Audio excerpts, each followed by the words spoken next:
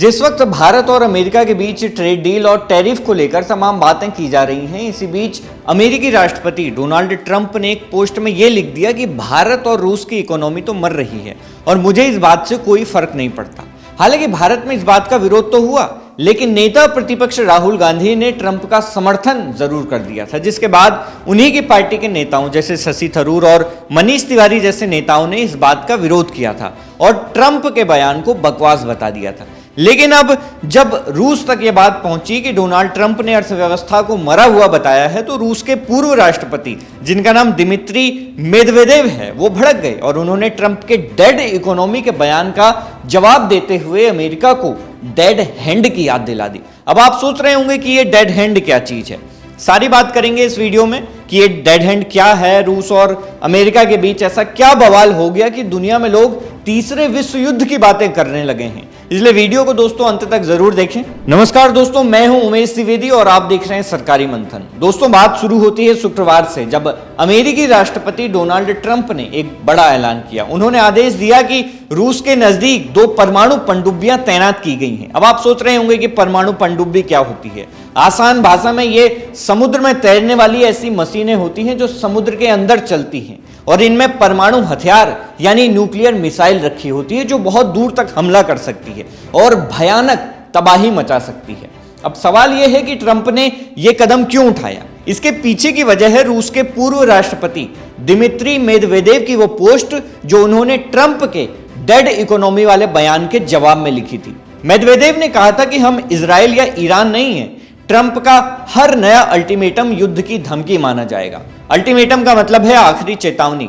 Medvedev ने यह भी कहा कि रूस के पास एक खतरनाक हथियार है जिसे डेड हैंड कहा जाता है। अब आप दोस्तों सोच रहे होंगे कि ये डेड हैंड क्या भला है। दोस्तों, इसे समझना बहुत जरूरी है।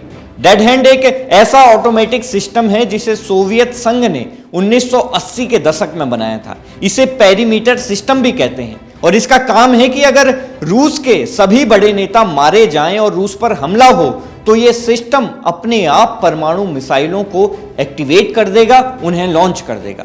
यानी अगर अमेरिका ने रूस पर हमला किया और रूस के नेता खत्म हो गए या मारे गए, तब यह सिस्टम अमेरिका पर जवाबी हमला कर सकता है, वो भी अपने आप।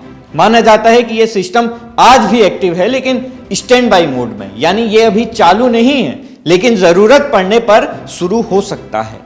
मेदवेदेव ने ट्रंप को इसी डेड हैंड की याद दिलाई और कहा कि रूस कोई कमजोर देश नहीं है।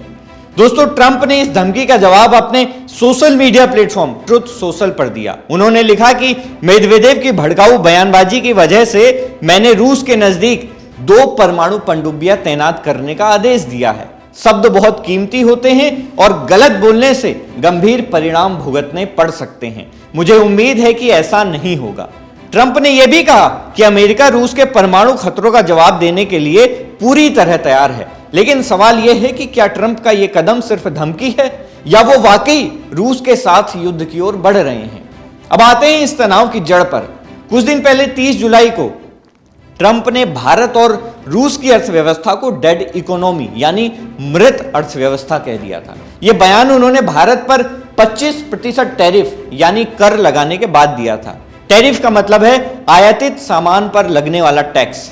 भारत और रूस अपनी अर्थव्यवस्था को लेकर अगर पानी में डूब जाते हैं तो मुझे कोई फर्क नहीं पड़ता।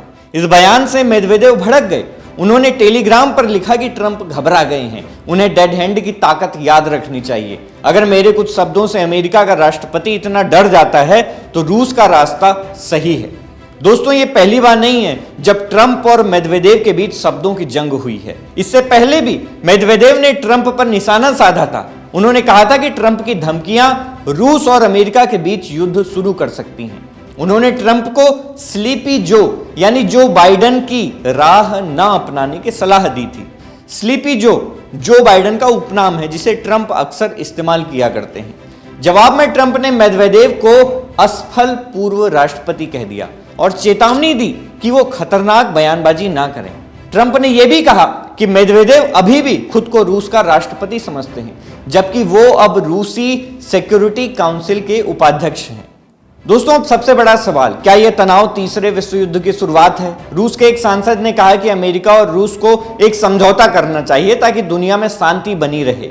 वहीं रूस के एक पत्रकार फ्योदोर ने कहा कि ट्रंप का बयान अभी सिर्फ शब्दों की जंग है। उन्होंने कहा कि ट्रंप भावनाओं में बहकर बोलते हैं। अमेरिकी सेना को भी उनका यह बयान पढ़कर हैरानी होगी। अभी ये सिर्फ बातें हैं, लेकिन अगर ये जंग बढ़ती है तो शायद ट्रंप को कोई कदम उठाना पड़े। दोस्तों, इस तनाव का एक और पहलू है यूक्रेन। ट्रंप ने कहा है कि वो अपने विशेष दूत स्टीव विटकॉफ को रूस भेज रहे हैं ताकि रूस और यूक्रेन के बीच युद्ध विराम हो सके।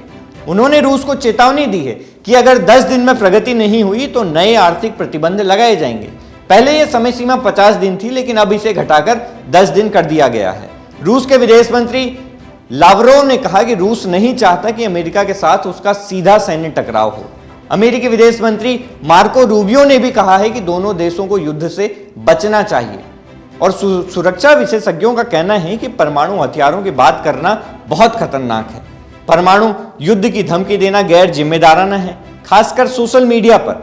वहीं फेडरेशन ऑफ अमेरिकन साइंटिस्ट के हेंस ने कहा कि अमेरिकी पनडुब्बियां हमेशा रूस पर नजर रखती हैं, तो ट्रंप का यह बयान सिर्फ दिखावा हो सकता है। दोस्तों, ये खबर हमें बताती है कि शब्द कितने ताकतवर हो सकते हैं। ट्रंप और मेदवेदेव के बीच की ये शब्दों की जंग अगर बढ़ती है तो पूरी दुनिया के लिए खतरा बन सकती है। लेकिन अभी उम्मीद है कि दोनों देश शांति से वार्ता करेंगे और तनाव कम होगा। आपको क्या लगता है, क्या ट्रंप का यह कदम सही है? क्या यह तनाव को और बढ़ाएगा? अपनी राय हमें कमेंट में जरूर बताएं। और अगर आपको यह खबर पसंद आई हो तो हमारे चैनल सरकारी मंथन को सब्सक्राइब करना ना भूलें। ऐसे ही ताजा और महत्वपूर्ण खबरों के लिए बेल आइकन दबाएं ताकि हर अपडेट आपको सबसे पहले मिले। मिलते हैं आपसे किसी और खबर के साथ, तब तक के लिए नमस्कार।